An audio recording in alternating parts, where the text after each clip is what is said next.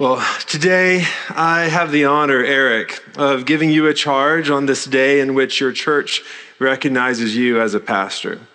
It's an honor because of who this church is, and it's an honor because of who you and Samantha are.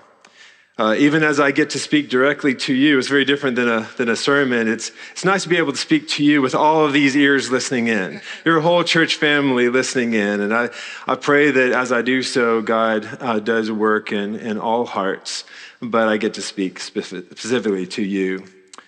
Eric, you belong to the Lord. You are His. You're His because He made you, body and soul, giving you life and breath, giving you a place in the world and in history. You are His by the fact that He redeemed you. He bought you with His blood. He gave Himself for you and brought you into this covenant in which you are His and He is your God. By His grace now, you can say your hope is in Him. Your future is with Him. You bear His name. He is your life. It would have been over the top blessing and honor to be able to say all of that, to describe you as included, which you are, adopted, forgiven, reconciled. Who could ever ask for more than that?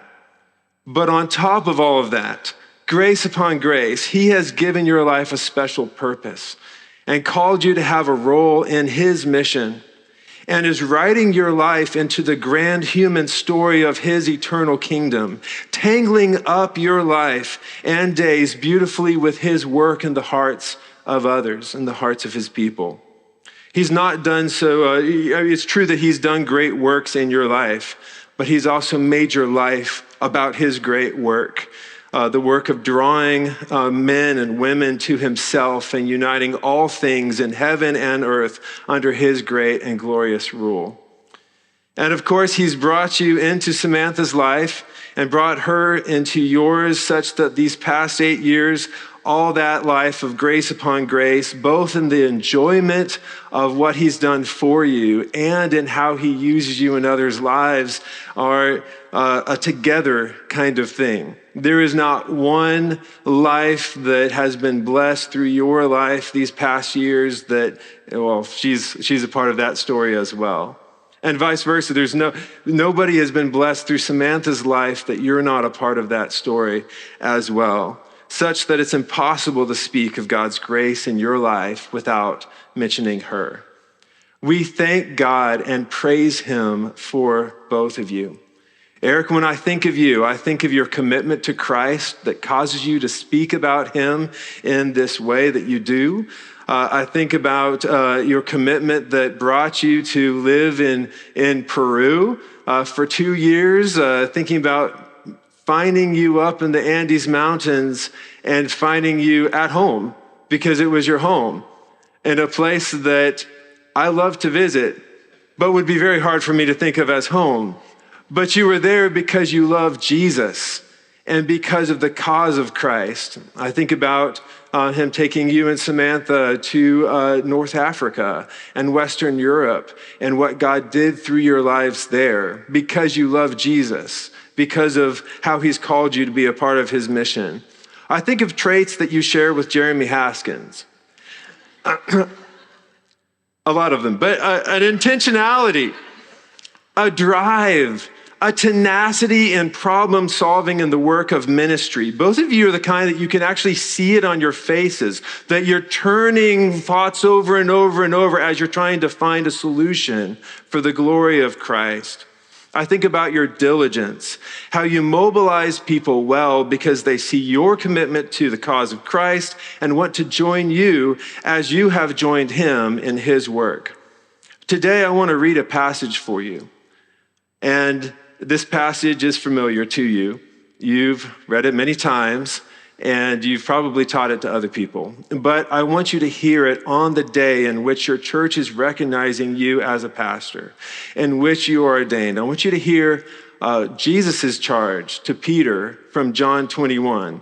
So I'll invite anybody who may be listening in to turn to John 21, and I'm just going to read to you from verse 15. When they had finished breakfast, Jesus said to Simon Peter, Simon, son of John, do you love me more than these? He said to him, Yes, Lord, you know that I love you. He said to him, Feed my lambs. Eric, your ministry to the people of God is to be an expression of your love that you have for the Lord, the love that has been created in you because he loved you first. Endure in the work you have been called to by enduring in your love for Christ. May you always be able to say, along with the Apostle Paul, we are compelled by the love of Christ.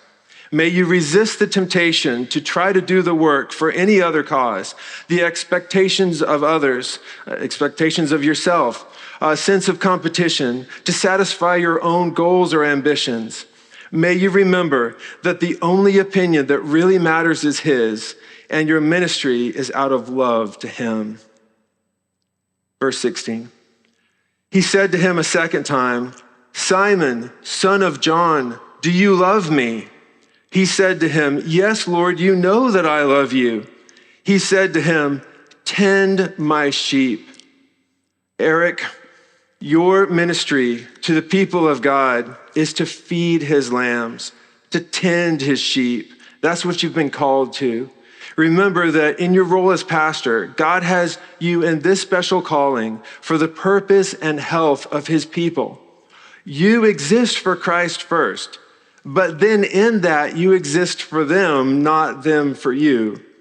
May you always resist the temptation to see people as resources for what you want to see done. And may you always love them and serve them and give your best for them in the love of Christ. He said to him the third time, Simon, son of John, do you love me? Peter was grieved because he said to him the third time, do you love me? And he said to him, Lord, you know everything. You know that I love you. He said to him, feed my sheep. Eric, I started this charge by reminding you that you are his. But let me remind you right now that the people you serve are his. You're going to use the possessive when you talk about them. You're going to say my church. You're going to say my students. You already do. And that's biblical and good and right. We think about John, for example, saying, my dearly beloved children. Or as I say about you, you are my friend. It's a possessive of affection.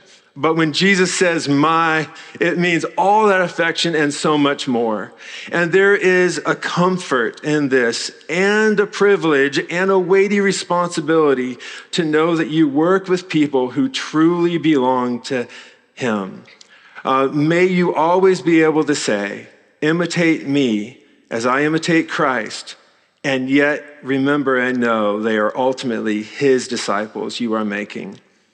There's two more observations I'd like to make from this passage. One is, of course, the next verse, which you're familiar with, and I am as well, with this prophecy of how Peter is going to die. I don't have any prophecy of you dying, and that's a good thing. We're thankful for that. But I think there's something that we need to all hear in this as well, all who are called to this work. Truly, truly, I say to you, when you were young, you used to dress yourself and walk wherever you wanted. But when you are old, you will stretch out your hands and another will dress you and carry you where you do not want to go. What, Todd, are you going to pull out of this? Pastor Jeremy already indicated this as he said, before you were free, you could go. And it's in the same sense that there's a freedom that you've lost. And it's not a bad thing, it's a good thing. Any parent, when they think about life decisions, they can't just think about life decisions with the freedom they would have if they were a single person. The joy of love and relationship to their children is not a constriction or a constraint that's a bad thing. It's a joy. And the same way, you being constrained by the love of Christ means you're always going to be thinking about his people. And it's going to affect the way you live. And we think about, for example, his martyrdom, and I think of this, I've always thought of this more as oh, he did this for Jesus. It's out of his commitment to Christ and the testimony of Christ. And I sometimes forget, yes, and wasn't there a part of his relationship to the people of God on that day in which he gave up his life for the testimony of faith? Wasn't he also thinking, because he'd been trained by the disciple maker, the grand disciple maker, who on the day of his arrest was thinking about his guys, as he said, let these guys go? He was thinking shepherdy thoughts, I'm convinced, even to that moment. And the rest of your life is going to be constrained by the love of Christ in that beautiful way. And then last, he ends with this conversation with Peter, or this is in this episode of the forever long relationship with Jesus. He hears these words, the same two words that he heard on the shore so long ago, a different shore, in which he walked away from his nets as Jesus said to him, "Follow me." And all throughout, he'd been hearing that tone. You think about in the book of John, there's all these times where the hour has not yet come, the hour has not yet come, and there's a time where it says the hour has come, and Jesus is going to the cross, and he talks on that day about following him. And here he says, after all of this, feed my lambs, tend my sheep, follow me. And I want you to hear that and remember that life is always ultimately only about following Christ. And what these people need more than any other skill in your life, more than any other characteristic about your life, they need you to follow him and follow him well.